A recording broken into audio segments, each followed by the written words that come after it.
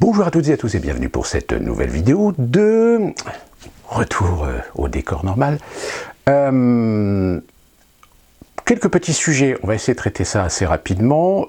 Dans la précédente vidéo, je vous ai parlé de cette diversion, parce que moi j'appelle ça de la diversion, d'opinion concernant à la fois les générations identitaires et de l'autre la ministre qui veut faire d'un cheval de bataille une lutte contre l'islamo-gauchisme dans les universités. Et moi personnellement, je vous ai expliqué, pour moi c'est plutôt un cheval de Troie pour essayer de modifier ou d'éradiquer l'influence et le pouvoir qu'ont les mouvances syndicales ou associatives de gauche sur les universités. Il se trouve qu'aujourd'hui, samedi 20 février, une manifestation a été organisée à Paris pour lutter, contre la décision de Darmanin de vouloir dissoudre Génération Identitaire. Donc, manifestation donc de la part de gens qui partagent, on va dire, les idées de Génération Identitaire, qui, je le rappelle, sont très souvent galvaudés, très souvent résumés, très souvent amenés à des raccourcis d'extrême droite, même si, encore une fois de plus, précisons une chose très importante, sur tous les mouvements qui ont de la visibilité de quelques médias que ce soit, en règle générale, vous trouverez en effet toujours des gens qui tiendront des propos ou qui auront, je dirais, une ligne de conduite assimilable à ce que vous voudriez vous dénoncer et utiliser et instrumentaliser pour dire voilà, ces gens-là sont des gens d'extrême droite, sont des fachos, etc. C'est la tactique toujours très usuelle, hein. Vous savez, c'est un peu comme ces radios, c'est pas ces radios, mais ces micro-trottoirs qui sont organisés souvent parfois dans des manifestations, c'est-à-dire vous avez des journalistes qui réussissent à s'infiltrer dans les forums, dans les manifestations de certains partis, et vont interroger un certain nombre de militants, et lorsqu'ils font le montage de leurs vidéos, eh bien ils vont fâcheuse tendance à choisir les trois gugus qui vont servir à donner une sorte d'image négative de ce mouvement, alors que sur les trois gugus, il y en a quand même une vingtaine qu'ils ont interrogés, qui étaient quand même des témoignages relativement sensés, relativement crédibles. Mais évidemment, dans le montage final, c'est pas ces gens-là qu'on retient. Et c'est valable pour tous les partis. Et valable dans toutes les motivations idéologiques, journalistiques et médiatiques qui généralement font ce genre de radio-trottoir, micro-trottoir, pardon. Donc manifestation Génération Identitaire à Paris. Évidemment, comme toujours, on ne veut pas laisser ce genre de mouvement s'exprimer, se pavaner sur le pavé parisien. Et donc une contre-manifestation a été organisée.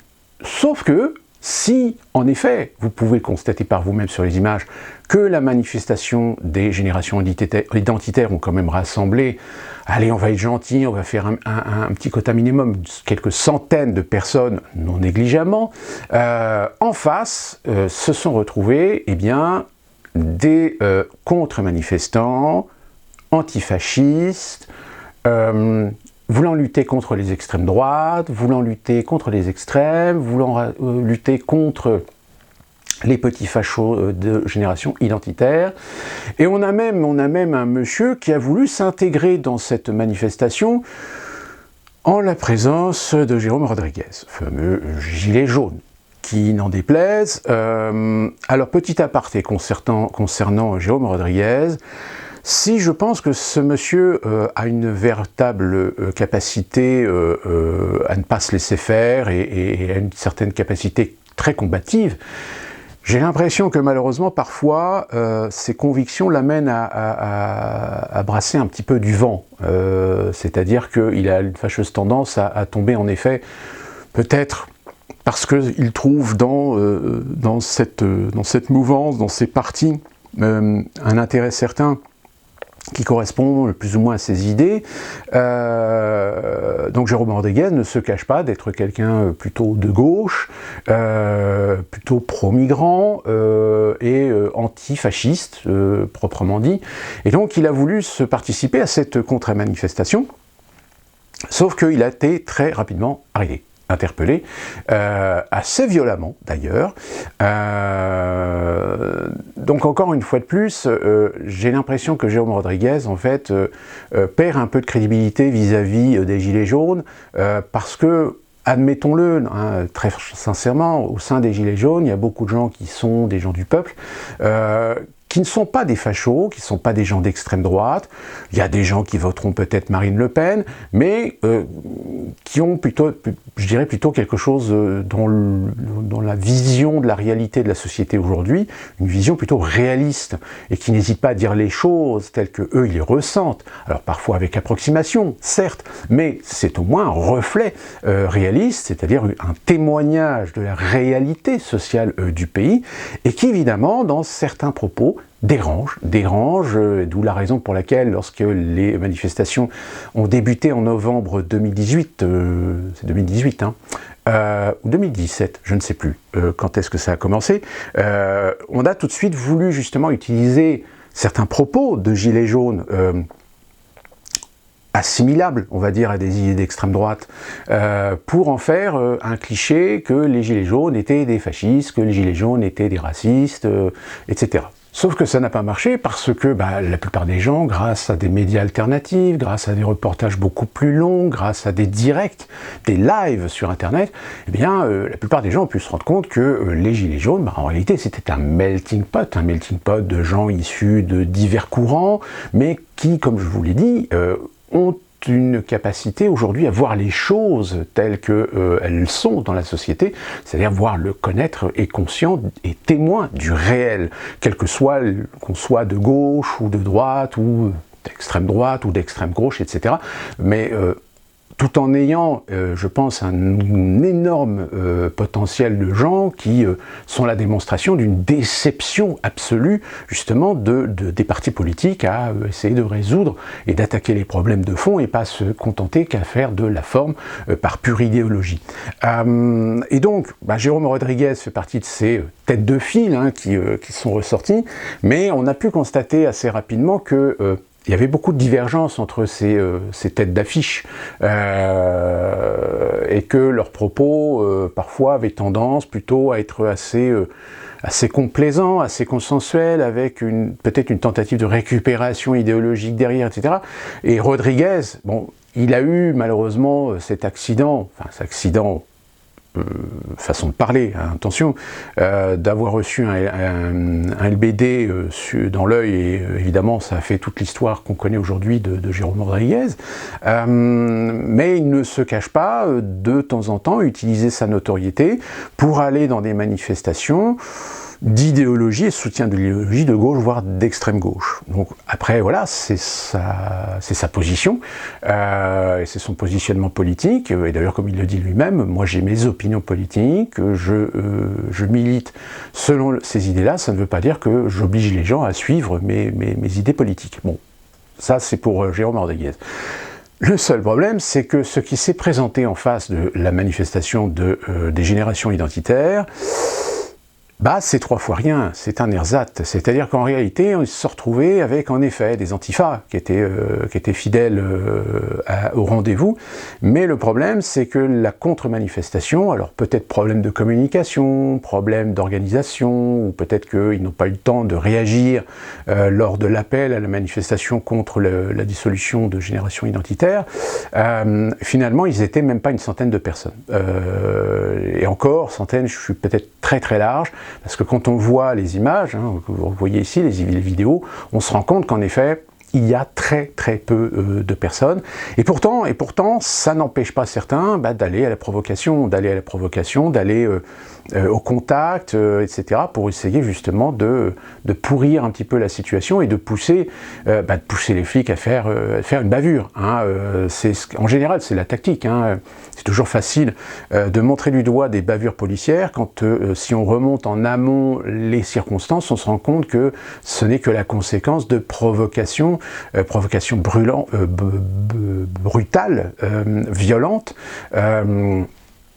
Et même si on exige de la part d'un CRS, qu'on exige de la part d'un policier d'être exemplaire en comportement et de faire abstraction de ses émotions, etc., bah, comme je l'ai déjà expliqué dans un commentaire sur Twitter, malheureusement, dans une corporation, comme dans une société, plus la société vous avez de monde, plus les problèmes intrinsèques à un certain nombre d'individus eh bien, se multiplient. C'est-à-dire qu'aujourd'hui, si on fait souvent des outils de comparaison avec l'Islande, avec la Suède, avec le Danemark, en disant, vous voyez, oui, mais le problème, c'est que ce sont des pays qui sont quand même relativement peu peuplés. Donc, ils ont les mêmes problèmes que nous, mais de façon beaucoup plus réduite.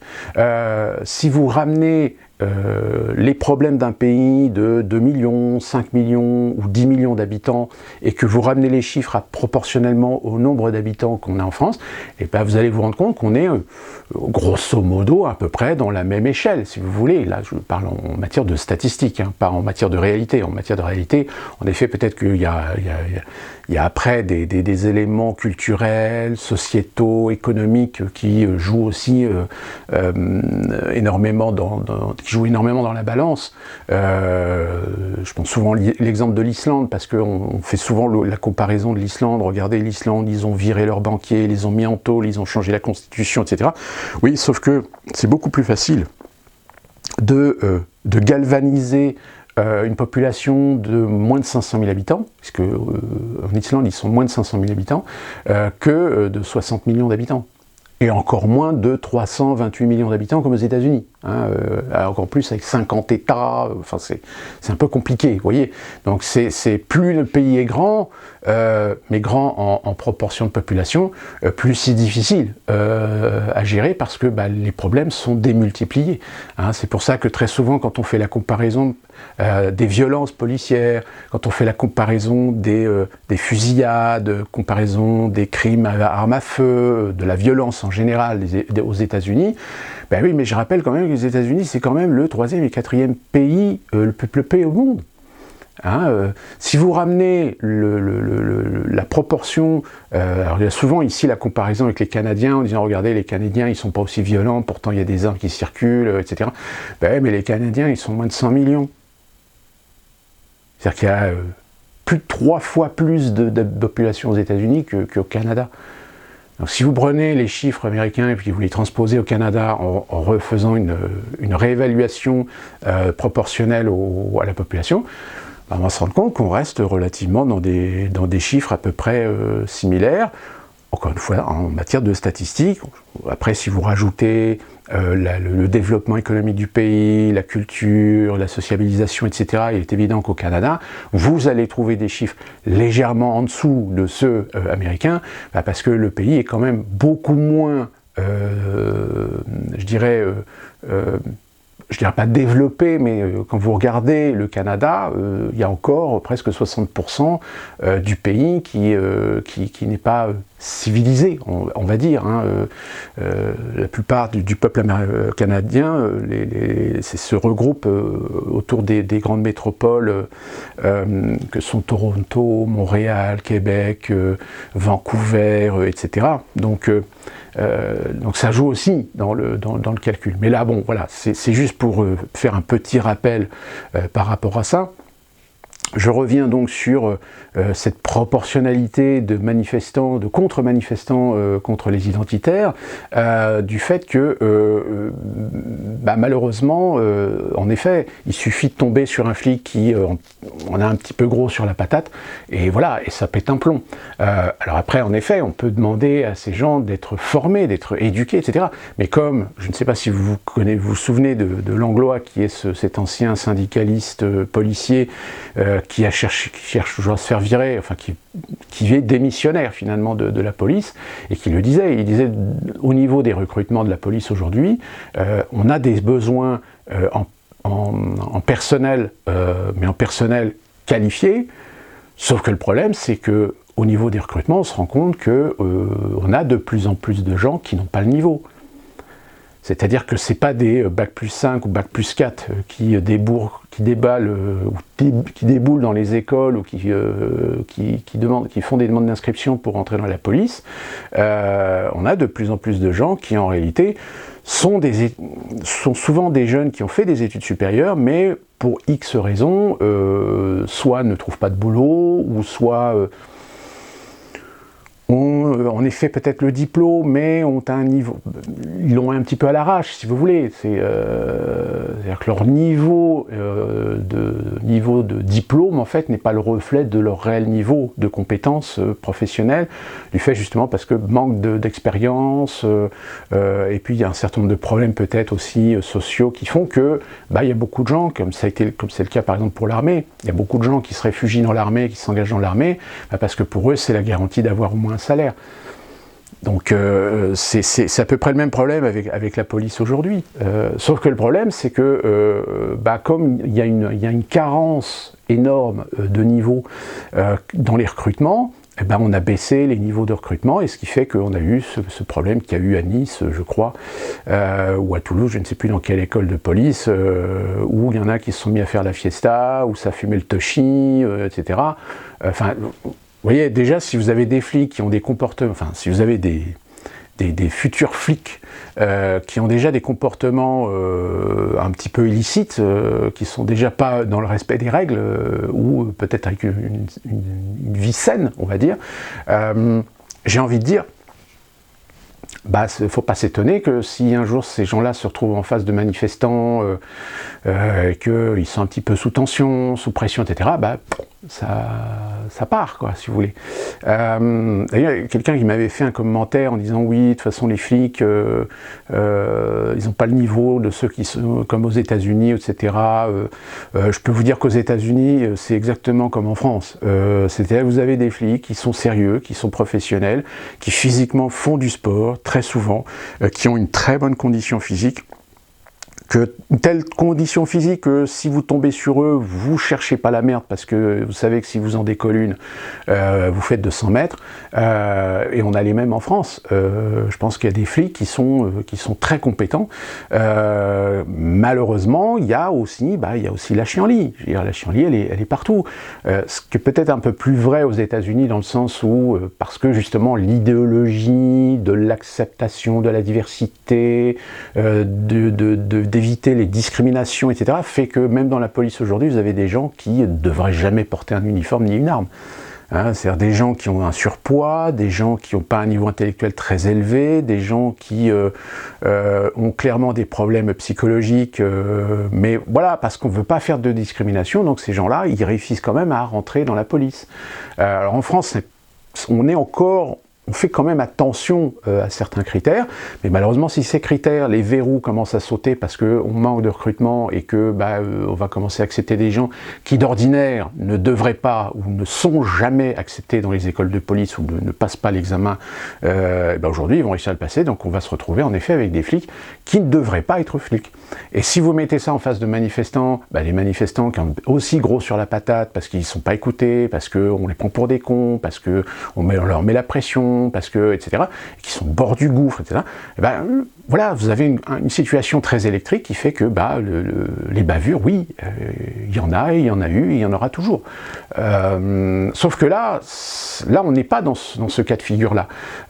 Parce que les antifas, parce que la contre-manifestation contre les générations identitaires, la manifestation contre la dissolution de générations identitaires, ces contre-manifestations, on sait ce qu'il y a en général dedans. C'est les mêmes qu'on a vus chez les Gilets jaunes, c'est les mêmes qu'on a vus dans les manifestations étudiantes, c'est les mêmes qu'on voit en général dans les manifestations qui peuvent déranger éventuellement le pouvoir, qu'il est tellement plus facile de faire en sorte d'incrémenter justement ces entités indisciplinées, virulentes, violentes, et qui même, c'est leur politique, la violence, ils font de la contestation par la violence, on les dans ces manifestations pour décrédibiliser finalement les manifestations. Sauf que là, là c'est un échec total, parce que déjà ils sont en très petit nombre, donc ça veut dire que déjà l'appel qu'ils ont certainement envoyé sur les réseaux sociaux n'a pas été suivi. On a certains témoignages qui disent que finalement ce qu'il y avait en face, c'était à l'image de ce qu'on peut voir malheureusement dans certaines manifestations, c'est-à-dire des huluberlus, des punks à chiens, des gens représentatifs des diversités, donc évidemment là pour défendre contre le racisme, l'antisémitisme, enfin toutes les soupes qu'on entend très généralement à l'encontre des gens qu'on critique et qu'on estampille, qu'on étiquette comme étant des gens d'extrême droite et donc par conséquent fascistes, et que fascisme c'est forcément antisémite, raciste, islamophobe et compagnie. Donc finalement, c'est une situation qui est assez ubuesque, parce que vu que déjà ils sont énervés parce qu'ils se rendent compte qu'ils n'ont pas su rassembler suffisamment de personnes, et du coup ils se retrouvent avec des gens qui sont totalement incontrôlables et qui vont au contact, quoi. Sauf qu'ils vont au contact en face de mecs qui ont des armures, des casques, des boucliers, des matraques, etc. Qui cherchent la bavure, c'est évident. Donc voilà, c'est assez intéressant de se rendre compte que là encore, c'est le genre d'événement que vous ne verrez pas aux 20h ce soir, par exemple. Ou alors on va en parler, mais ça va faire quoi, 5-10 secondes, avec quelques images comme ça à la volée, puis on va vous dire, ah oui, il y a quand même eu quelques troubles, et puis on fera en sorte de mettre des images avec des angles, de telle manière à ce qu'on ne voit pas que en final, la contre-manifestation, il y avait 3 pleu-pleu et 2 tondus. C'est bien connu, ce genre de manipulation.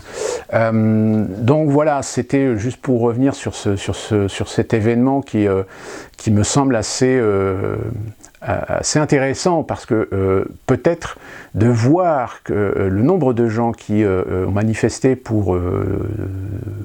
contre l'idée de cette dissolution des générations identitaires qui, je rappelle, je ne suis pas pro-génération identitaire, mais j'essaie simplement de remettre de la logique dans les choses, c'est-à-dire que c'est un mouvement qui a ses idées, c'est un mouvement qui est inspiré par des idéologies politiques qu'on assimile à de l'extrême droite, mais je veux dire, on est en France, liberté d'opinion, liberté de penser, pourquoi pas, à partir du moment où ça reste dans le cadre raisonnable d'un mode d'expression, d'un mode de communication, d'un mode de contestation qui n'engage pas de la destruction, de la violence, de l'appel à la haine.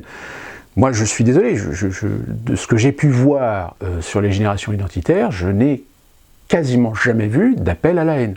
Je n'ai jamais vu d'appel à la violence, parce que justement, les générations identitaires, vous avez des jeunes, il y en a certains qui sont plus ou moins rodés à des outils de communication et qui font très attention à leur champ lexical, qui font très attention à leurs propos, pour ne pas justement qu'on les attaque justement sur ce genre d'à-propos qui pourrait éventuellement servir les contradicteurs à les accuser de faire de l'appel à la haine, de l'appel à la violence, etc.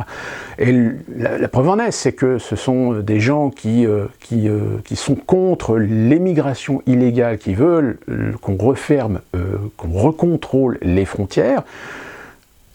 En quoi c'est raciste? Parce que de dire que c'est raciste de vouloir fermer les frontières et de lutter contre l'immigration abusive, de l'immigration de masse, donc c'est la démonstration, et c'est la preuve que les gens qui disent que les générations identitaires sont racistes parce qu'ils veulent fermer ces frontières contre l'immigration illégale, admettent que l'immigration illégale est essentiellement une immigration qui, à terme, pose problème. Pose problème à tous les niveaux, au sens large du terme. La preuve, c'est que là, on a appris je crois que c'est un responsable d'un refuge pour migrants ou pour sans-papiers, qui a été tué à coup de couteau par un Soudanais. On a appris que aussi il y a une autre personne dans un autre centre qui a été agressée. Et qu'est-ce qu'on va dire? On va dire parce que leurs conditions de vie ne sont pas acceptables. parce qu'on les part comme des chiens. Attendez, on les accueille, on les nourrit, on les loge, et ils ne sont pas contents. Qu'est-ce qu'il leur faut? Il leur faut des logements dans des hôtels 5 étoiles pour satisfaire tout le monde. Attendez, il y a un moment donné, il faut... Hein? D'autant plus que, je veux dire, les responsables politiques ne sont pas cons. C'est qu'aujourd'hui, il y a un argument qui va jouer énormément en leur défaveur pour les élections 2022, c'est d'injecter autant d'argent pour aider socialement, matériellement, économiquement des gens qui viennent illégalement en France. Et à côté de ça, vous avez des Français, alors Français, quand je dis Français, c'est Français de toute origine, hein, pas des Français que blancs de souche, hein, c'est aussi bien des Français qui ont des origines polonaises, portugaises, italiennes, roumaines, bulgares, hongroises, que aussi bien d'origine algérienne, tunisienne, marocaine, libyenne, égyptienne, ou même grecque, ou ce que vous voulez, mais qui ont au moins le mérite de génération en génération avoir été éduqués dans le sens du respect de la République, de ses valeurs, mais qui sont en train de crever la gueule ouverte, qui ont tout perdu, qui sont à la rue, parfois même des familles avec des enfants, et qui n'ont plus rien. Hein, et qui vivent du RSA, mais un RSA qui évidemment ne permet pas à ces gens-là de s'en sortir. Et à côté de ça, qu'est-ce qu'ils voient? Ils voient qu'il suffit d'avoir un papier qui prétend que vous êtes né dans un pays africain, ou libyen, ou afghan, pour ce qui concerne évidemment les Afghans, Afghans, Syriens et compagnie, pour légitimer qu'on vous donne le couvert et le logis. Forcément, il y a un truc qui ne va pas coller. Hein. Là, il y a une injustice sociale. Évidemment qu'on essaie de cacher. À chaque fois que quelqu'un en parle à la télévision, à chaque fois que quelqu'un aborde le sujet, ah, vous êtes c'est des propos d'extrême droite, ah, c'est des propos de fachos, ah, vous faites de l'incitation à la haine, etc. Ouais, sauf que, à force de crier au loup, hein, pour ceux qui se souviennent de l'histoire, il y a un moment donné où ça ne fonctionnera plus. Hein. Je dirais même que, aujourd'hui, qu'on soit bien clair, j'ai envie de dire qu'il y a beaucoup de gens, idéologiquement parlant, qui ferait mieux d'éviter d'aller dans les émissions de télé, d'éviter d'aller dans des interviews à charge, parce que de toute façon c'est clair, hein, et d'aller plutôt passer leur temps à rencontrer les Français. Moi je pense sincèrement qu'un leader politique aujourd'hui, s'il a des prétentions et des ambitions pour 2022, aujourd'hui il faut qu'il tourne en France. Il faut qu'il aille rencontrer les Français, il faut qu'il commence à rencontrer les Français, il faut qu'il commence à discuter avec les Français, de tous bords, de toute couche sociale, de tout horizon, qu'il se fasse connaître comme ça, par le biais d'Internet, mais surtout qu'il n'accepte pas d'aller ou de participer à des interviews ou des émissions de télé. Surtout pas. Faut éviter ça. À la limite, accepter peut-être des interviews de petits réseaux indépendants sur Internet, hein, c'est de choisir aussi bien d'un bord que d'un autre, mais ne plus aller dans ces émissions-là, parce que de toute façon, c'est une cacophonie.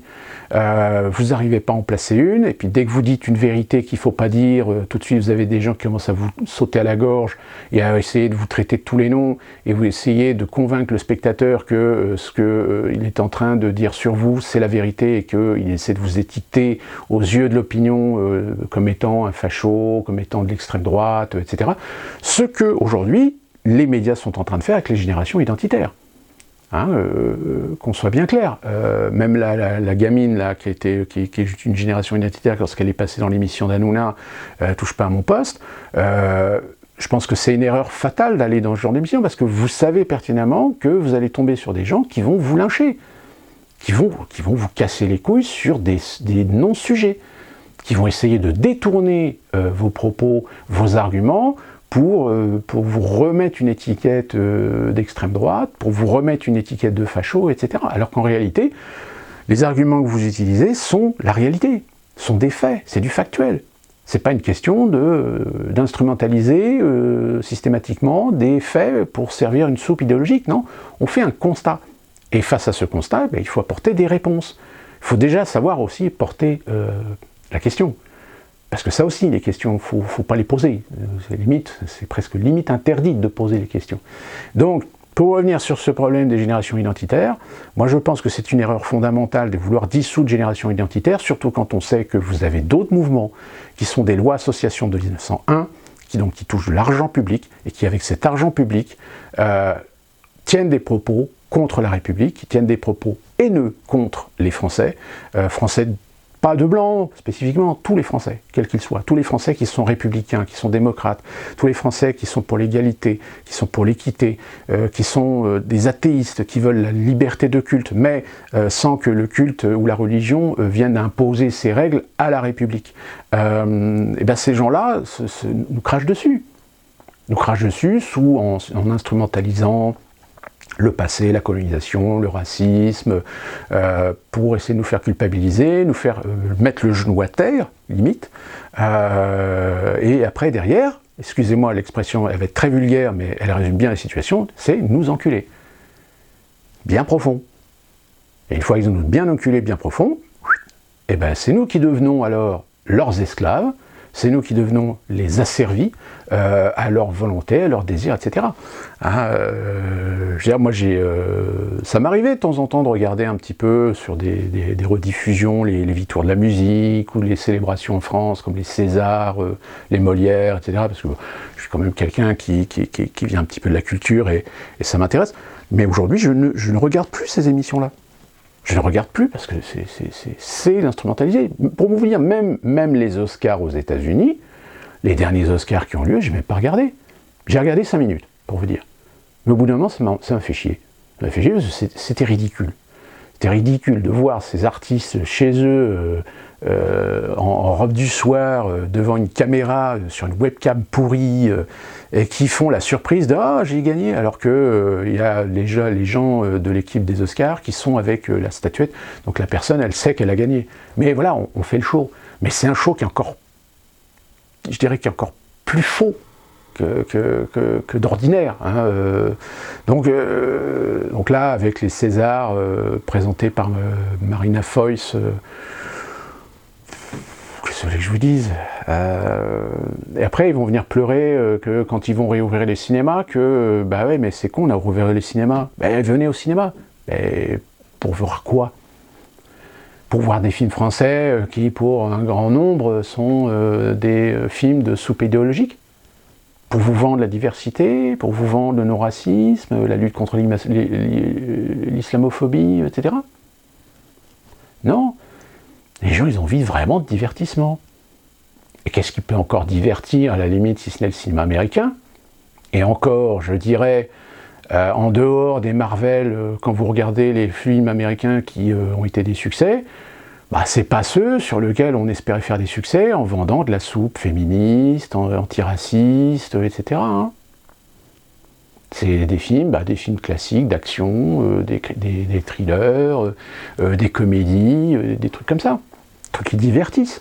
Parce que la plupart des gens, quand ils vont au cinéma, c'est pour se divertir. C'est pas pour se prendre la tête, c'est pas pour se voir encore massacrer le cerveau à coups de soap idéologique pour promouvoir le multiracialisme, la mondialisation, enfin le mondialisme, pardon, il faut faire la différence entre mondialisation et mondialisme. Comment? C'est quoi la différence? Bah, la mondialisation, c'est le phénomène naturel, séculaire, depuis des siècles, à partir du moment où les hommes échangent, font des échanges commerciaux. Donc ça, c'est ce qu'on appelle la mondialisation. C'est-à-dire que au-delà d'échanger en interne d'un pays, eh bien, on échange avec d'autres pays. Donc, mais là, c'est voilà, la logique même des choses du commerce international. Alors que le mondialisme, c'est tout simplement l'accaparement des ressources, l'accaparement des pouvoirs pour le compte du capital. C'est ça la différence entre mondialisation et mondialisme. Hein, c'est-à-dire, c'est l'hégémonie finalement, c'est prendre tous les pouvoirs, c'est-à-dire que tous les pouvoirs vont dans les poches d'une minorité, qu'on appelle aujourd'hui les 1%, et tous les 99 autres pourcents ne sont qu'en servitude par rapport à ces 1%. C'est-à-dire qu'il n'y a plus de nation, il n'y a plus de souveraineté, il n'y a plus de liberté, c'est-à-dire que les seules libertés qu'on vous donnera, c'est celles qu'on acceptera que vous ayez, à condition que vous respectiez les règles que eux ont imposées. Hein, plus ou moins ce qui est en train de se mettre en place, hein, si vous observez un petit peu les choses, hein, carnet vaccination, passeport vaccinal, hein, c'est déjà un moyen de tester. Hein, on a même appris qu'Elon Musk, Monsieur Tesla, SpaceX, c'est SpaceX, je crois Tesla, hein, Musk, je ne sais plus, enfin bref, va bientôt, je crois en 2021 ou 2022, va commencer à expérimenter les puces cérébrales. Donc, qu'est-ce que vous voulez? On y va. On y va, mais attention, évidemment. Alors, on en parle sur Internet, il y a des gens qui en parlent, mais ces gens-là n'ont pas de visibilité. Hein, alors par contre, en revanche, en effet, quand on a commencé à voir des vidéos des gens sur les vaccins qui parlaient des nanoparticules, etc. Ah, non, fake news. Fake news. C'est de la fake news. Bon. Sauf qu'il y a le journal quand même de 20h de France 2, ou un 13h de France 2, je ne sais plus, qui a fait un reportage sur le Pfizer, et qui a parlé d'une société allemande, je ne me souviens plus du nom, et dans le commentaire, la journaliste, alors peut-être qu'elle a fait une bourde, je n'en sais rien, mais je pense qu'à mon avis, elle a fait une bourde, elle ne s'est pas rendue compte de ce qu'elle disait, et qui disait, cette société allemande, qui est spécialisée dans l'enrobage des nanoparticules pour la conservation du vaccin Pfizer-BioNTech. Nanoparticules. Je croyais que c'était une fake news, les nanoparticules. Et là, tout d'un coup, ah bon? Hop, on a oublié. On a tout de suite oublié. Alors évidemment, il faut faire très attention, pas prendre comme argent comptant tout ce qui se dit sur Internet. Il y a beaucoup de merde, excusez-moi du peu. Mais ça n'empêche pas d'être prudent et d'être attentif sur le fait que les vaccinations qui sont en train de se produire aujourd'hui ne sont pas totalement innocentes, c'est-à-dire n'ont pas le simple but d'essayer de protéger les gens contre la Covid. C'est aussi un moyen de voir jusqu'à quel point on réussit à faire accepter, on réussit à obtenir le consentement des gens pour se faire vacciner, avec un truc qui, pour l'instant, marche, mais pas aussi bien que on le prétend, à tel point que là récemment, Israël a quand même réussi à conforter les gens en disant oui, de par nos vaccinations, là on est sur les deux secondes doses, au niveau des secondes doses, au nombre de vaccinations, on est à 85% de taux de réussite. C'est-à-dire qu'il y a 85% des gens qui sont protégés, hein, qui n'ont pas attrapé le virus ou qui l'ont peut-être attrapé mais qui ne sont pas contaminants. Donc, ça sert un peu l'espoir. Sauf qu'après, attention, pareil, hein, je reviens à ce que je disais tout à l'heure, regardez combien est la population d'Israël, hein, puis regardez où sont les Israéliens, où est la majeure partie des populations israéliennes. Ça tourne énormément autour de Tel Aviv, de Haïfa et de Jérusalem. Hein, donc, Haïfa, je ne sais même pas si c'est en Palestine, Haïfa, enfin bref. Vous me rectifierez certainement sur ma petite lacune géographique sur la question. Excusez-moi, là je parle de Israël, je n'ai pas étudié la question pour cela. C'est juste que ça vient de me percuter pour donner l'exemple sur le fait que j'ai vu l'information qu'ils avaient donné un résultat de 85% de taux de réussite. Donc tout ça pour dire que faut faire très attention en général à ce que vous entendez, à ce que vous voyez sur Internet, parce que y a des fois des gens qui font de la retranscription, de la traduction, sans apporter d'éléments de réflexion, d'éléments scientifiques probants sur la chose. Néanmoins, ça n'empêche pas d'être attentif, ça n'empêche pas de pas être forcément suspicieux, mais de garder à l'esprit que il y a peut-être derrière des intentions autres qu'une simple résolution d'une pandémie. Le grand reset en est certainement un des éléments les plus probants. Et d'ailleurs, sachez que je suis en train d'essayer de récolter quelques données sur le livre de M. Schwab pour vous refaire une vidéo un peu plus précise, un peu plus concise sur ce que dit Schwab dans son livre, et pour vous apporter déjà des éléments de réflexion sur la chose. Sachez que j'ai commencé à lire le livre, il y a déjà des trucs, c'est tellement flagrant que ça en est presque inquiétant. Enfin bon, ça fera l'objet d'une autre vidéo. Et pour terminer cette vidéo, deuxième autre sujet d'une question qui m'a été posée par l'un d'entre vous qui était très intéressante finalement, mais quel espoir pour la jeunesse?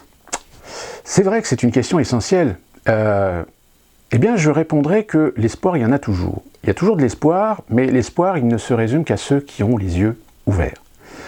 Qu'est-ce que ça veut dire? Ça veut dire que, même moi, à mon époque, dans les années 80, déjà à l'époque, le fait de savoir est-ce qu'un gamin avec des capacités, est-ce qu'un gamin avait des possibilités, a des prédispositions, autres, je dis bien autres, que d'être un littéraire ou un matheux. Ben, c'est déjà ça dans les années 80, c'était va te faire foutre. C'est-à-dire que si tu avais d'autres prédispositions autres que d'être un matheux ou autres que d'être un littéraire, eh bien ta destination finale c'était forcément la voie de garage. C'est-à-dire que tu pouvais toujours t'accrocher pour aller dans un bac, tu l'avais dans le cul. Je pense que ça n'a pas changé. Même si on a essayé peut-être dans l'éducation nationale, de faire quelques réformes pour essayer de faciliter les accès, surtout à la diversité. Le fait est, c'est que malheureusement, en France, et c'est pour ça que dans ma précédente vidéo, j'insistais bien sur le fait de réformer l'éducation nationale sur ce point, c'est d'arrêter d'aller chercher l'élite en faisant une sélection naturelle entre les gens qui sont matheux ou les gens qui sont littéraires. Alors si ça a changé, dites-le dans les commentaires, peut-être que je me trompe aujourd'hui, peut-être que ça a un peu changé, disons que maintenant, peut-être des gens qui sont plutôt technologie, plutôt scientifiques, plutôt artistiques, etc., ont des possibilités de s'orienter vers des filières classiques. Dites-le dans les commentaires, tant mieux, à la rigueur. Mais le problème, c'est qu'on sent bien qu'au niveau des études supérieures, oui, on est encore dans ce cliché d'être soit le matheux, soit le littéraire. Mais tout ça pour dire que, ça c'est ce que moi j'ai pu connaître à l'époque, l'autre problème, et qui déjà à mon époque s'ajoutait à cet autre problème, c'est qu'il n'y avait pas une réalité, c'est-à-dire qu'il n'y avait pas une vision réelle du marché. C'est-à-dire que, et ça rejoint un petit peu ce que disait Attali, qui est à la fois vrai et faux, quand il disait qu'il faut aujourd'hui donner la possibilité à chacun de faire ce qu'il a envie. Alors en effet, je suis d'accord avec lui. S'il y a des gamins qui se sentent inspirés, qui développent des talents pour pouvoir s'orienter dans des professions, dans des travails, dans des carrières, oui, tout à fait. Sauf que malheureusement, ce n'est pas la réalité. C'est-à-dire qu'aujourd'hui, si vous avez en effet, comme ça je le disais dans ma précédente vidéo, si vous avez des gamins qui viennent de milieux sociaux modestes, voire très modestes, voire pauvres, s'ils ont des prédispositions, s'ils travaillent, s'ils sont bosseurs, ils peuvent y arriver, ils peuvent évoluer. Mais une fois qu'ils ont le diplôme, tout dépend quel secteur ils ont choisi. Il est évident que si ce gamin choisit la finance, ça va être 10 fois plus dur pour lui de trouver un job intéressant, évolutif, avec un plan de carrière, que son copain qui, lui, est fils de médecin ou fils d'avocat ou déjà fils de banquier, parce que forcément, il va y avoir des jeux de relations qui vont rentrer en ligne de compte pour permettre au copain, lui, d'avoir le stage et à terme peut-être le poste et puis évoluer, que le petit qui vient d'un milieu modeste, dont le papa est mécanicien et puis la maman est secrétaire de direction. Vous voyez, le deux poids deux mesures. Et c'est un peu pareil partout, si vous voulez. Dans beaucoup de secteurs, c'est à peu près la même chose. Et je prendrai cet exemple que je connais plus ou moins bien parce que c'est un milieu que j'ai assez fréquenté, c'est le milieu artistique. C'est dans le milieu artistique, j'ai côtoyé un certain nombre de jeunes, à la fois dans l'école des beaux-arts, mais aussi des artistes. Eh bien, il y en a très très peu qui venaient de milieux modestes. Quand je dis très très peu, c'est ceux qui ont déjà un plan de carrière, c'est-à-dire déjà ceux qui sont repérés pour leurs œuvres, etc. C'est souvent des gamins qui sont facilités, je dirais, dans le financement de leurs études par des parents qui ont des moyens plutôt aisés. Donc, Dites-le dans le commentaire si vous pensez qu'aujourd'hui c'est toujours pareil, s'il y a toujours cette disparité qu'il y a de chance face à une origine sociale, voire à une condition sociale, voire à une condition relationnelle qu'on a, du fait que des gamins qui ont des parents plutôt bien aisés, bien implantés dans les milieux, ont plus de facilité parce qu'il y a des jeux de contact qui se font, alors que le gamin qui vient des milieux aisés, de milieux défavorisés, de milieux modestes, etc., n'a pas ces contacts, n'a pas ces relations dans les milieux. Après, c'est le marché, la loi du marché. La loi du marché qui fait que je n'ai jamais compris pourquoi, dans le système français, on n'a jamais calé la disponibilité par rapport aux ambitions des gamins. Voire des fois les ambitions des parents. On est d'accord qu'il y a des parents qui ont l'ambition pour leur gamin. Si le gamin c'est un artiste, mais ils pensent que les artistes sont des saltimbanques qui gagnent pas assez, mais ils préfèrent voir leur gamin faire une carrière de médecin, d'avocat, dans les affaires, dans la finance, etc. Parce que, voilà. Oui, sauf que vous avez des gamins des fois qui n'ont pas les prédispositions, qui n'ont pas envie, qui ne sont pas motivés, mais parce qu'ils ont la pression des parents, ils n'osent rien dire. Qui dans vos entourages, vous n'en connaissez pas de ces gamins, que les parents ont poussé à faire des études dans des secteurs où le gamin, très clairement, quand vous discutez avec lui, vous vous rendez compte qu'il n'est pas du tout fait pour ces milieux-là, qu'il n'est pas du tout motivé pour faire ces études-là. Mais parce que voilà, il y a la pression des parents. Donc, s'ajoute à cela le marché. C'est-à-dire qu'aujourd'hui, on déboule sur le marché chaque année. Alors, je vais te donner un chiffre peut-être exagéré, mais peut-être pas, j'en sais rien, je n'ai pas consulté la chose, mais c'est juste pour vous donner un ordre d'idée. C'est que si vous avez, en milieu hospitalier, si vous avez 200 postes à pourvoir, et que vous avez 2000 candidats qui sortent avec le diplôme, vous faites comment ? C'est-à-dire qu'il y a 1800 gamins qui vont se retrouver comme de ronds de flanc, finir comme caissier chez Mammouth ou chez McDo, parce que il n'y a pas de place pour eux. Et c'est vrai dans beaucoup de domaines. C'est pour cette raison d'ailleurs que je disais, j'avais répondu à cette personne, je lui dis, il y a beaucoup de jeunes qui à un moment donné, très très tôt, très intelligents, qui sont vraiment passionnés par ce qu'ils font, et qui sont lucides sur le marché dans lequel ils veulent se lancer, et qui prennent très rapidement conscience que peut-être ils ne trouveront pas de boulot en France et qu'il ferait mieux d'aller à l'étranger. C'est pour ça que j'avais répondu que c'est vrai qu'en France, dans la finance, il y a beaucoup de Français, parce que les Américains apprécient la capacité des Français à être productifs, avec une capacité d'adaptabilité très rapide, et surtout avec une polyvalence tant de compétences, de connaissances que de prise d'initiative. Ça, ils adorent les Américains. Beaucoup aussi au Québec. Il y a de plus en plus de demandes au Canada pour des Français. Alors, évidemment, des Français qui ont déjà un peu d'expérience. C'est-à-dire qu'il faut déjà avoir bossé en France dans ce secteur-là pour se forger une expérience sur le réel, sur le terrain, parce que c'est bien gentil les études, mais dans les études, on sait bien qu'entre la réalité et la théorique, il y a des fois des choses à apprendre qu'on ne vous apprend pas à l'école. Parce que malheureusement, c'est pour ça que très souvent, on apprécie les bacs professionnels et les BTS professionnels, etc. Parce que souvent, ce sont des profs. Alors c'est soit des profs qui ont qui ont travaillé dans ces secteurs, ou c'est même des fois des professionnels qui continuent à travailler dans ces secteurs-là et qui font de l'enseignement en même temps. Donc là, les gamins sont déjà forgés un petit peu à des réalités, contrairement à ceux qui vont dans les universités traditionnelles, trucs comme ça, où en général, le jour où ils arrivent sur le terrain, tout d'un coup, ils se rendent compte qu'il y a quand même beaucoup de différences, pas seulement au niveau des compétences, mais surtout au niveau des pratiques, au niveau des gestions, des managements, etc.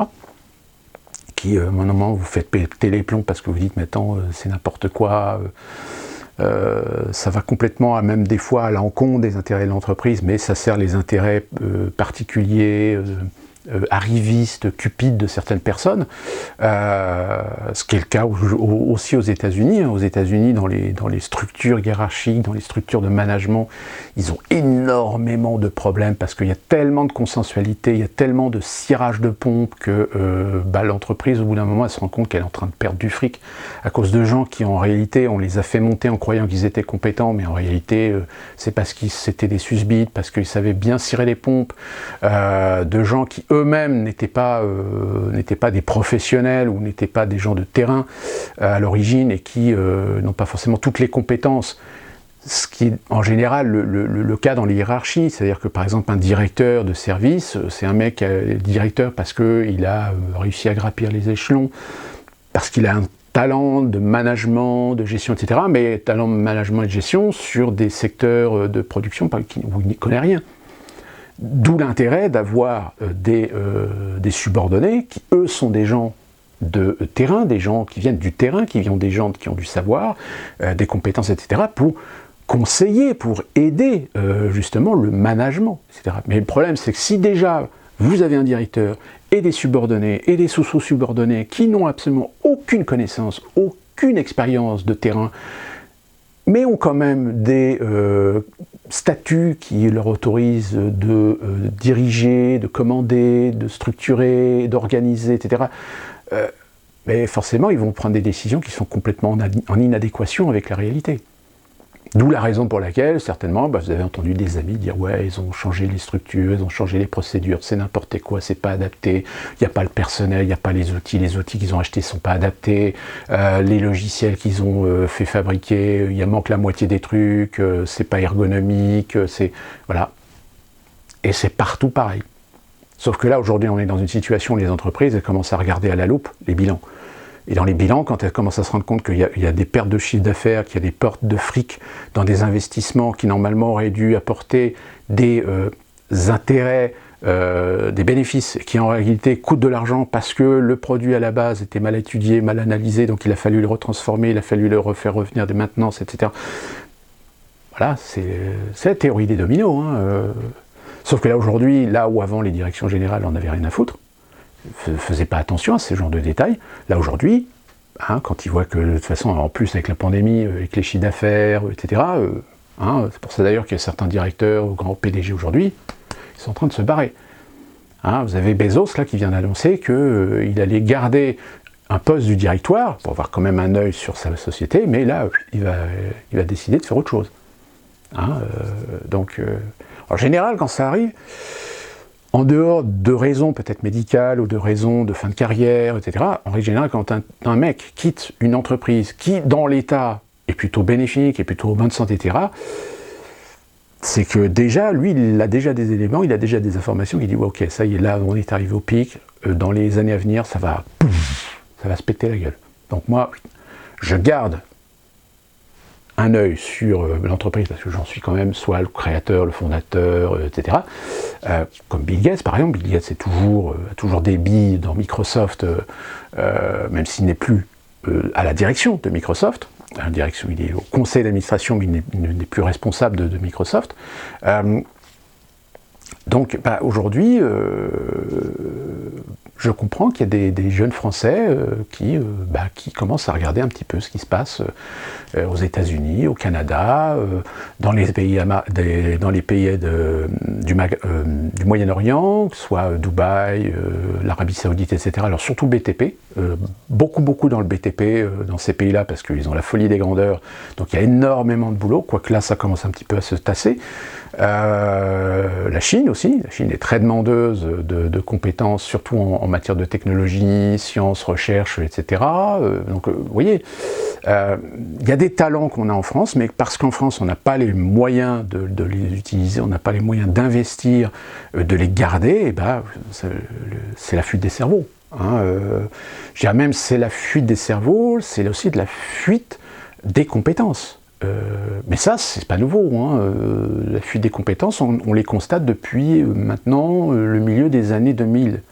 À partir de 2005-2006. C'est là que ça a commencé à se rendre compte qu'il y a pas mal de jeunes qui, après 1 an ou 2 ans à travailler en France dans des boîtes, mais qui soit ne rémunéraient pas assez, ou soit ne satisfaisaient pas à des plans d'évolution de ces personnes au sein de l'entreprise, comme je vous l'avais expliqué dans ma précédente vidéo, c'est-à-dire que au bout de 3 ans, 4 ans, vous donnez beaucoup à l'entreprise, vous avez très peu d'augmentation de salaire, et puis vous voyez des jeunes arriver qui, eux, ça y est, au bout de 6 mois, ils ont déjà doublé leur salaire, ils sont chefs de projet ou trucs comme ça, et qu'ils emmerdent tout le monde parce que, évidemment, les gamins, ils sont totalement inexpérimentés, totalement incompétents, mais parce que, voilà, ils ont les barrettes là, ça pète plus haut que son cul. Ah, je pense qu'on en a tous vu, moi j'en ai connu, hein, des comme ça, sauf que ils ont tellement pété plus haut que leur cul qu'ils ont fini par péter aussi en plein vol. Donc aujourd'hui, quel est l'avenir? Qu'est-ce qu'il y a comme espoir aujourd'hui pour les jeunes? Eh bien, j'ai envie de dire, les métiers d'artisans, électricien, plombier, technicien, maintenance, électronicien, chauffagiste, tous ces métiers-là aujourd'hui, il y a eu une erreur pendant un moment, c'est-à-dire que vous avez des gros groupes, des grosses chaînes, des grosses marques qui ont essayé de tuer les artisans pour s'accaparer les marchés, sauf qu'ils s'accaparent les marchés, eux, c'est des entreprises qui font de la rentabilité, donc il y a un moment donné où la rentabilité, comment ça fait? Donc pour gagner la rentabilité, ils ont renié sur les qualités en interne. C'est-à-dire les niveaux de rémunération commencent à chuter, ils vont de plus en plus aller chercher des gens à l'étranger, c'est-à-dire ils vont chercher des prestataires à l'étranger pour opérer en France. J'ai connu, hein. Petite anecdote, je l'ai déjà raconté, mais je vais la raconter pour vous, parce que peut-être que vous ne l'avez jamais entendu. Quand on est arrivé au numérique, je parle de mon métier d'opérateur projectionniste, le numérique, pour la 3D, il fallait qu'on change les écrans. C'est-à-dire qu'il fallait des écrans silver, c'est-à-dire des écrans qui permettent de refléter 2 fois plus la lumière du projecteur, parce que il y a quand même 2 images qui se superposent, l'une derrière pour la 3D pour les yeux. Or, l'entreprise, évidemment, quand on a, je ne sais plus combien, je crois que la société a 240 ou 260 écrans. Alors sur les 260 écrans, il y en a peut-être un quart, donc ça fait peut-être 90 ou 100 écrans à changer en France, donc ça coûte cher.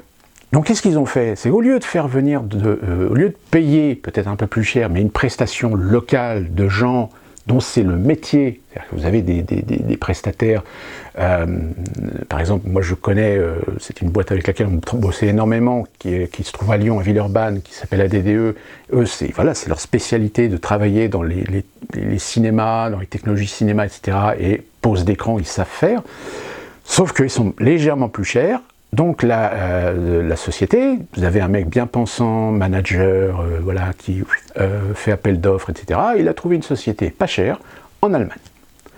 Sauf que quand on a vu les techniciens arriver, on s'est rendu compte qu'en réalité, c'était pas des Allemands, c'était des Russes. Des Ukrainiens, plus précisément.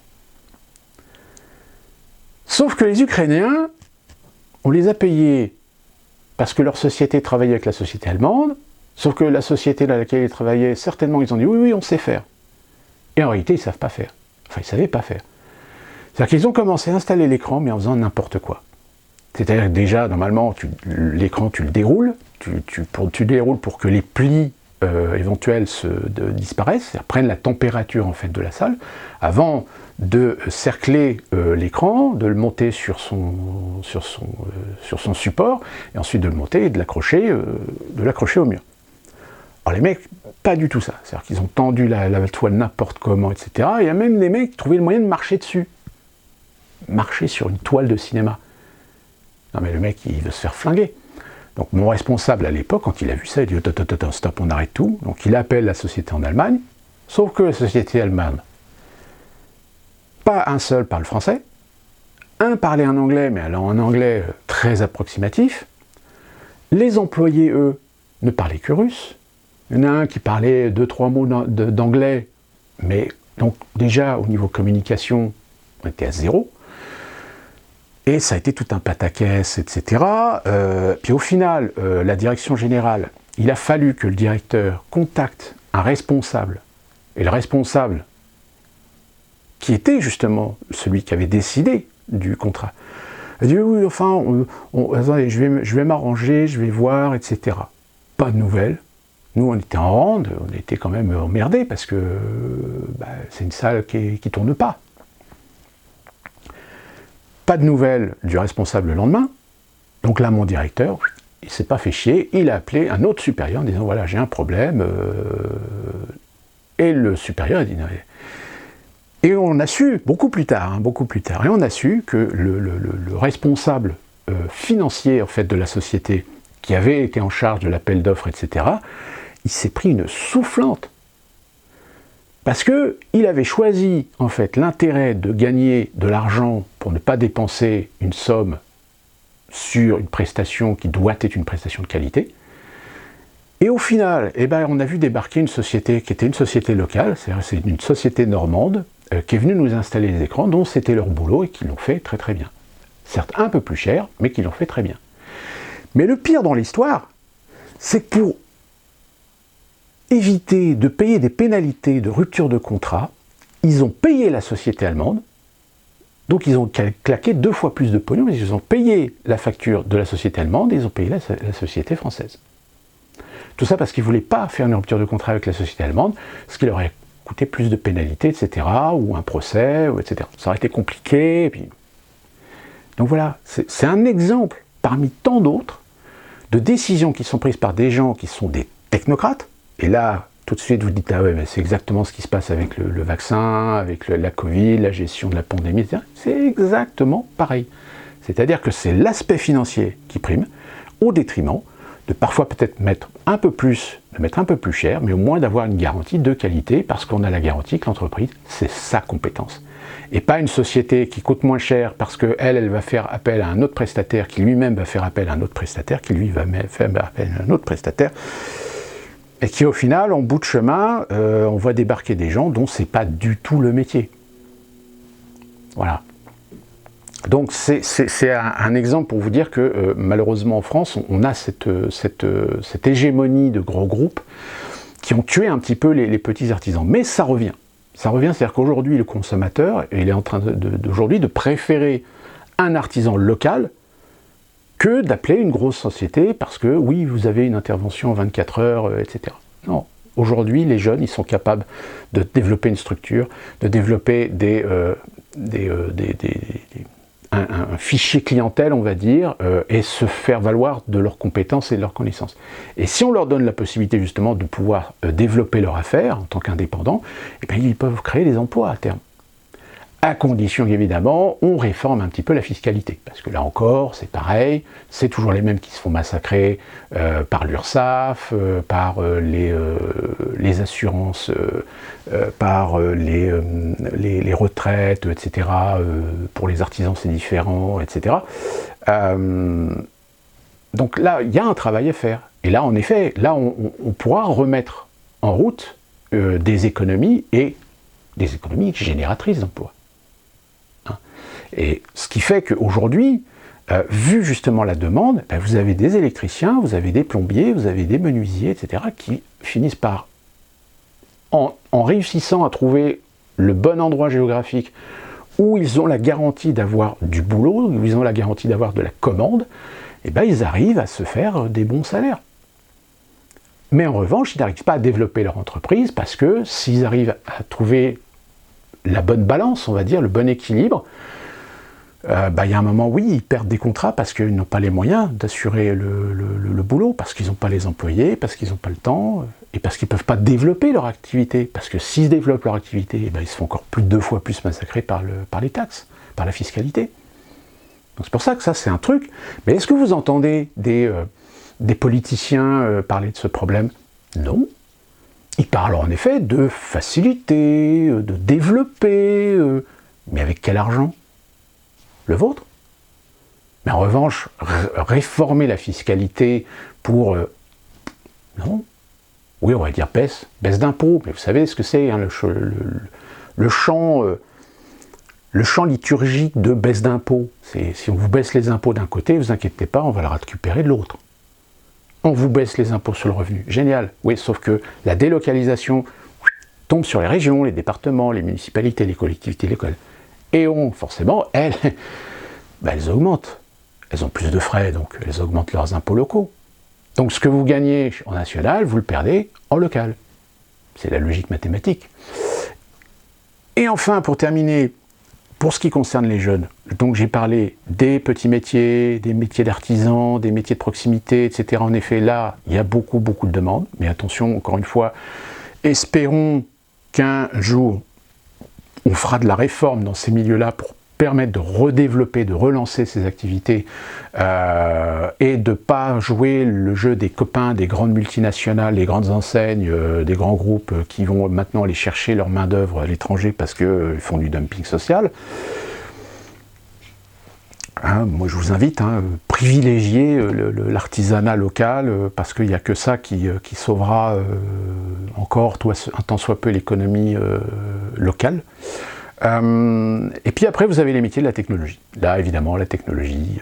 mais encore une fois, il faut avoir des prédispositions, il faut être un bon matheux, bon scientifique, faut avoir de l'esprit d'initiative, d'esprit d'innovation, etc. Et surtout dans les domaines de l'informatique, de la technologie digitale et de l'intelligence artificielle. Là, évidemment, l'intelligence artificielle, évidemment, là, c'est déjà des niveaux d'études très élevés. Mais à la limite, si un gamin a des prédispositions, s'il est passionné par ça, pourquoi pas? En effet, c'est des métiers d'avenir, hein, et on va en avoir besoin à un moment ou à un autre, parce que vu qu'aujourd'hui on est dans une phase où on va devoir développer de plus en plus les automatisations, les dématérialisations, etc. Donc ce sont des outils technologiques qui vont avoir besoin de compétences technologiques. Donc là-dessus, voilà, c'est super de s'orienter là-dedans. Moi, je connais un ancien collègue qui a fait de l'ingénieur, qui est ingénieur et qui s'est spécialisé justement dans le développement des automatisations, etc. Aujourd'hui, le mec, il se fait des couilles en or, hein. Et il est débordé de travail. Il a réussi à développer des projets sur lesquels ça s'est super bien passé, ses clients sont super contents parce qu'il leur a mis au point vraiment des produits efficaces, fonctionnels, productifs, etc. Donc il s'est fait un nom, il s'est fait une réputation et aujourd'hui il est très demandé par beaucoup d'entreprises. Pour terminer, je vais juste vous donner un exemple de ce problème qu'on a en France. Je connais quelqu'un qui est un développeur, justement, qui est un analyste programmeur, développeur de projet, chef de projet, etc., qui a travaillé pour pas mal d'enseignes, qui a travaillé pour Starbucks, qui a travaillé pour une société de formation par Internet, digitale, un truc comme ça. Et il a travaillé en France. Il a travaillé en France pendant 6 mois, je crois. Il était d'ailleurs même à Paris. Et c'est quelqu'un qui aime la France profondément et qui aimerait pouvoir vivre en France. Et il a essayé de trouver du boulot en France. Sauf que toutes les propositions qu'il a eues étaient 25, 30 à 40% moins chères que ce qu'il gagnait par la société par laquelle il travaillait. Alors, en effet, aux États-Unis, il y a peut-être moins de frais, il y a peut-être moins de charges, etc. Mais même en prenant en considération la différence de système social, de système fiscal, etc., il m'a dit non, c'est une plaisanterie. Et comment il y a des gens qui peuvent proposer des salaires pareils pour des niveaux de compétences aussi élevés, où dans le monde entier, dans d'autres pays, j'arrive à trouver des salaires plus ou moins équivalents à ce que je touche déjà. C'est-à-dire qu'il y a d'autres pays aujourd'hui dans le monde qui sont nettement plus compétitifs que la France. En France, on donne l'excuse, oui, vous savez, en France, c'est compliqué parce qu'il y avait beaucoup de charges, etc. Non, c'est pas, il y a beaucoup de charges. Oui, il y a des charges, mais ça, encore une fois, c'est peut-être quelque chose qu'il faut peut-être aussi réformer. Mais il y a un moment donné, si vous voulez de la compétence, il faut mettre le prix. Si vous ne mettez pas le prix en disant, bah oui, mais comprenez, en France, on a les charges, on a les fiscalités... après, pourquoi vous étonnez que vous n'arrivez pas à trouver des compétences, vous n'arrivez pas à trouver des gens ou des talents pour satisfaire à nos demandes, à nos besoins? Quand vous avez des compagnies qataries, saoudiennes, russes, chinoises, australiennes, américaines, canadiennes, mexicaines, brésiliennes, indiennes, qui sont en train de nous piquer nos talents, parce qu'eux, ils mettent le prix. Donc voilà, alors je vous le dis, pour répondre à cette question, est-ce qu'il y a vraiment des espoirs aujourd'hui pour la jeunesse? Le seul espoir, c'est d'être réaliste. C'est de savoir observer qu'est-ce qui se passe aujourd'hui dans les milieux économiques, dans les milieux productifs, dans les milieux de manufacture, dans les milieux de la science, dans les milieux, etc. Qu'est-ce qui peut éventuellement aujourd'hui ouvrir des marchés, ouvrir des potentiels dans lesquels justement faire des études qui soient compatibles à ces milieux-là, mais éviter à tout prix la facilité, c'est-à-dire se dire « Ah ben, je vais devenir avocat parce qu'avocat, ça touche bien », devenir médecin, ben oui, mais aujourd'hui, ceux qui sont déjà là, eux, ils restent accrochés au fauteuil et vous n'arriverez jamais à les remplacer, hein, arriver à leur niveau. Hein, ça c'est pareil, hein, dans les hôpitaux, il y a beaucoup de professeurs, etc., qui aujourd'hui sont très avares de partage d'informations, même s'il y a des colloques, il y a des revues spécialisées où les médecins publient leurs recherches, etc. Donc, mais ça demande énormément de travail, hein, de toute façon. Tout ce qui est science, ça demande beaucoup de travail, ça beaucoup de discipline surtout. Et ça, la discipline, il y en a beaucoup qui veulent se lancer là-dedans, mais qui ne sont pas forcément très disciplines, très matures pour se lancer là-dedans. Éviter la finance, parce que c'est pareil, tout le monde aujourd'hui veut faire de la finance, sauf que le marché aujourd'hui est complètement saturé. Vous avez 10 millions de gens qui veulent travailler dans le conseil financier, dans les milieux financiers internationaux, dans les milieux boursiers, etc. Alors qu'aujourd'hui, c'est des marchés qui sont complètement saturés. Mais complètement saturés, puisque même aujourd'hui, ils sont en train de se faire la guerre aux places boursières.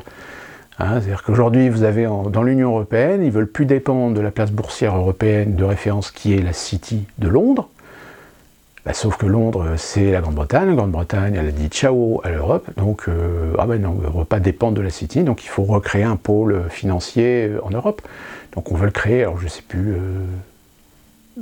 plus si c'est Amsterdam ou Bruxelles qui veulent redévelopper pour en faire une place financière européenne et faire un bras d'honneur aux Britanniques. Bon, sauf que les Britanniques, ils ont un avantage, ils ont une monnaie qui s'appelle la livre sterling. Donc ce qui leur procure déjà un avantage non négligeable pour dire que leur place financière, elle est au moins dans un lieu qui est plus ou moins sécurisé le jour où l'Union européenne et l'euro se pèteront la gueule. Donc ça, c'est pareil, c'est toujours le petit problème. Hein, donc voilà, et c'est, je vous dirais, le conseil que je donnerais aux jeunes aujourd'hui, c'est d'être réaliste, tout simplement. Alors je sais qu'il y en a qui se laissent un petit peu embarquer, comme il y en a beaucoup qui voulaient se lancer dans les jeux vidéo, dans le développement, etc. Mais c'est pareil, aujourd'hui, dans le développement des jeux vidéo, c'est un marché complètement saturé. Je dirais même, c'est un marché aujourd'hui, même le financier, on a eu l'exemple là récemment, je ne sais pas si vous connaissez ce jeu de Cyberpunk 2000 quelque chose, le jeu a été un four total parce que justement les financiers qui détiennent la boîte ont voulu absolument à ce que le produit sorte trop tôt. Et il est sorti trop tôt, et alors sur les PC, en effet, sur les versions PC, ça marchait bien, sur les PC, les gros PC, hein, les trucs qui ont vraiment de la puissance, ça marchait bien. Mais comme le marché PC, c'est pas le plus gros marché des jeux vidéo, le plus gros du marché vidéo, c'est le console, donc PS4, Xbox, etc. Alors là, par contre, dès les premiers 24 heures, 72 heures, le jeu est sorti sur les consoles, les gens ont commencé à gueuler, ça buguait, il y avait des trucs qui marchaient pas, etc. Qu'au bout d'un moment, ils ont même été obligés de rembourser le jeu. Enfin, en réalité, ils ont mis sur le marché un jeu avec toute la com, hein, la com qui coûte énormément d'argent, qui n'était pas fini. Et ça, malheureusement, dans les jeux informatiques, etc., c'est ce qui se passe de plus en plus souvent. C'est-à-dire que vous avez des gros jeux avec gros campagnes de publicité qui sont mis en vente. En réalité, les produits ne sont pas finis. C'est-à-dire qu'aujourd'hui, on est rentré dans la phase où tu vas acheter un jeu 700 €, enfin non, 70 €, pardon, 70, 100 €, mais qui n'est pas fini. C'est-à-dire que là-bas, vous allez avoir des patchs, hein, vous allez avoir des mises à jour, etc., qui vont régler les problèmes. Non, moi, ce que j'achète, c'est un produit fini. Bon, qui ait des petits bugs qui vont être améliorés. Mais quand tu achètes un produit, c'est comme si, aujourd'hui, dans le marché du jeu vidéo, c'est comme si on te demandait d'acheter une voiture sans roues. Et qu'on te dit, vous inquiétez pas, les roues, on va les faire les mises à jour dans 2-3 jours. Et non, moi, j'achète une voiture pour rouler. C'est pas pour m'entendre dire, j'achète une voiture et on vous installera les roues dans 3 jours. Et bien dans le milieu des jeux vidéo, c'est ce qui est en train de se produire. Voilà. C'est-à-dire qu'on vend des produits qui ne sont pas finis. Qu'est-ce que vous voulez que je vous dise, hein, c'est exactement la même chose que dans le cinéma. Dans le cinéma aujourd'hui, on fait la promotion de films dont ils n'ont même pas encore le premier centime de la part des banques pour faire la production. Hein, c'est pour ça qu'aujourd'hui, on vous fait de la spéculation avec les gros calendriers de Disney qui vous prévoient des films jusqu'en 2035, etc. Mais en réalité, sur tous les projets de 2035, il y en a la moitié qui ne verront jamais le jour. Mais ça permet d'avoir une visibilité de calendrier de production de produits pour les actionnaires. Voilà, tout simplement. Hein, si vous reprenez le calendrier de certaines grandes maisons de production d'il y a 10 ans, vous allez vous rendre compte qu'il y a même des fois peut-être la moitié ou les 2/3 des films qu'ils avaient prévus qui n'ont jamais été faits. Mais parce que ça permet de gagner et de conserver la confiance des actionnaires. Donc voilà, c'est le cinéma business, hein, malheureusement. Donc voilà, longue vidéo, encore une fois de plus, je suis désolé, mais peut-être que des choses très intéressantes à vous dire. Donc je rappelle, j'insiste bien pour les jeunes, qu'ils soient vraiment réalistes des marchés, des demandes, des besoins, qu'ils analysent bien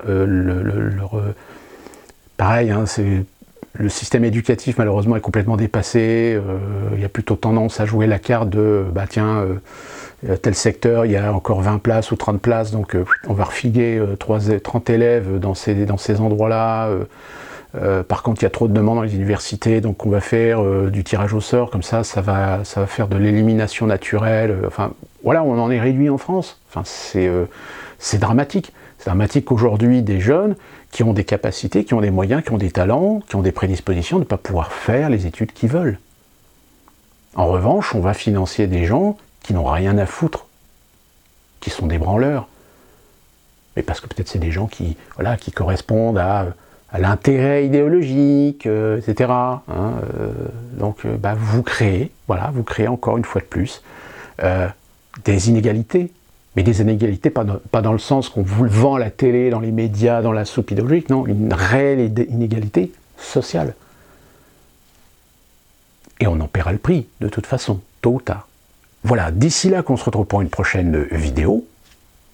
Que puis-je vous dire de plus? De bien vous porter. N'hésitez pas, commentaires, abonnez-vous, cloche bleue. Je le rappelle pour les nouveaux qui ne me connaissent pas, je ne suis pas monétisé, je ne veux pas être monétisé, tout est gratuit. À la prochaine!